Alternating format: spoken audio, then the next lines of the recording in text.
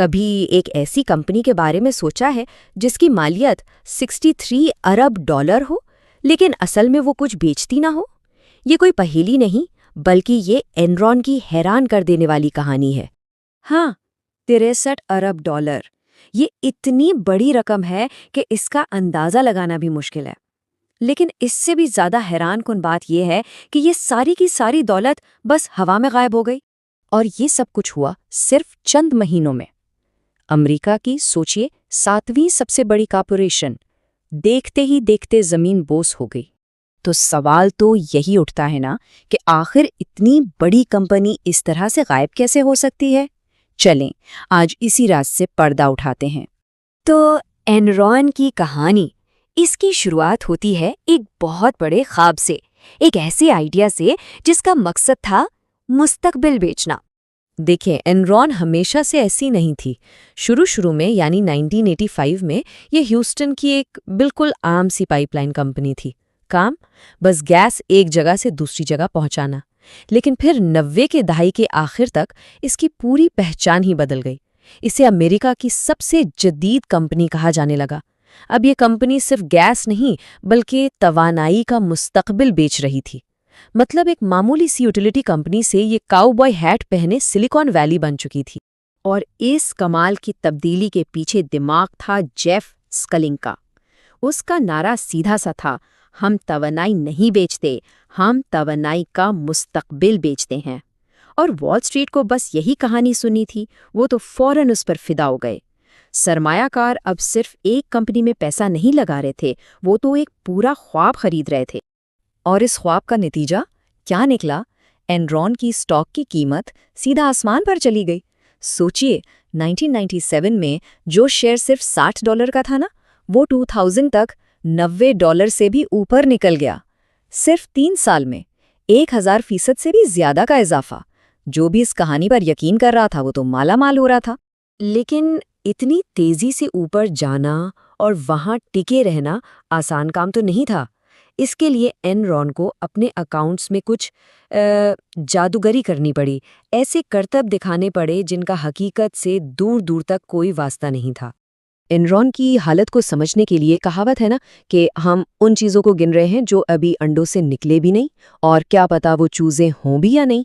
बस यहीं से शुरू होती है इनके सबसे बड़े धोखे की कहानी, जिसका नाम था मार्क टू मार्केट अकाउंटिंग। अब ये मार्क टू मार्केट क्या चीज़ थी? आसान लफ्जों में समझें तो इसका मतलब ये था कि एनरॉन किसी भी लंबे कॉन्ट्रैक्ट से होने वाले पूरे मुतवक्का मुनाफे को फौरन अपनी आमदनी बता देती थी, भले ही उनकी जेब में अभी एक पैसा भी ना आया हो। इससे हुआ ये कि कागजों पर तो एनरॉन एक कैश मशीन नजर आती थी, जबकि असल में उसके बहुत से सौदे या तो नुकसान में जा रहे थे या अभी शुरू ही नहीं हुए थे। उनका दूसरा हथियार इससे भी खतरनाक, इसे कहते थे स्पेशल पर्पस एंटिटीज या SPEs। ये क्या थी? ये दरअसल सिर्फ कागजों पर बनी हुई जाली कंपनियां थीं। इनका काम एनरॉन के सारे कर्जे और फेल होने वाले प्रोजेक्ट्स अपने नाम कर लेना। और नतीजा ये कि एनरॉन की माली हालत, उसके अकाउंट्स असल से कहीं ज्यादा मजबूत नजर आते थे। इस पूरे फ्रॉड को समझने के लिए एक बहुत आसान सी मिसाल है। फर्ज करें आपके पास एक टूटी हुई गाड़ी है, ठीक है? ये एक नाकाम असासा है। अब आप क्या करते हैं? आप ये गाड़ी अपने पालतू कुत्ते को बेच देते हैं। यहाँ कुत्ता क्या है? वो है एक SPE। फिर आप उसको अदायगी के लिए अपना ही क्रेडिट कार्ड दे देते हैं। मतलब एनरॉन खुद ही इस जाली कंपनी को पैसा दे रही है। और आखिर में आप सबको जाकर बताते हैं कि आपने तो एक बहुत मुनाफा वाला सौदा किया है। बस इसी तरह एनरॉन अपने सारे नुकसानात छुपा रही थी। लेकिन धोखे और झूठ पर खड़ी इमारत आखिर कब तक कायम रह सकती है? एनरॉन का ये महल भी ताश के पत्तों का घर था, जिसे गिरने में बस एक हवा का झोंका लगना था। और जब ये घर गिरना शुरू हुआ ना, तो सब कुछ पलक झपकते में हो गया। सिलसिला देखें। 14 अगस्त 2001 CEO जेफ स्किलिंग अचानक इस्तीफा दे देता है। सिर्फ एक हफ्ते बाद कंपनी के अंदर से ही एक मुलाजिम अकाउंटिंग स्कैंडल्स का अलार्म बजा देता है। फिर अक्टूबर में एनरॉन खुद मानती है कि इनसे अकाउंटिंग गलतियां हुई हैं और $586 मिलियन का मुनाफा गायब। नवंबर तक $90 वाला शेयर $1 से भी नीचे आ चुका था। और आखिरकार 2 दिसंबर को एनरॉन ने दिवालियापन की दरखास्त दायर कर दी। खेल खत्म। सोचिए, सिर्फ 4 महीनों में कंपनी की 99% मालियत खत्म। ये सिर्फ आदाद और शुमार की तबाही नहीं थी, ये हजारों जिंदगियों की तबाही थी। तो जब ये सारा तूफान थमा, जब धूल बैठी, तो सबसे बड़ा सवाल सामने था, इस तबाही का जिम्मेदार आखिर है कौन और इसकी असल कीमत किसने चुकाई? नतीजा बिल्कुल साफ था। एक तरफ थे आला अफसरान, जिन्होंने कंपनी डूबने से पहले ही लाखों डॉलर के स्टॉक बेचकर अपनी जेबें भर ली थीं। उन्हें जेल हुई, जुर्माने हुए। दूसरी तरफ थे हजारों आम मुलाजिमीन, जिन्होंने अपनी नौकरियां भी गंवाईं और अपनी जिंदगी भर की रिटायरमेंट की बचत भी।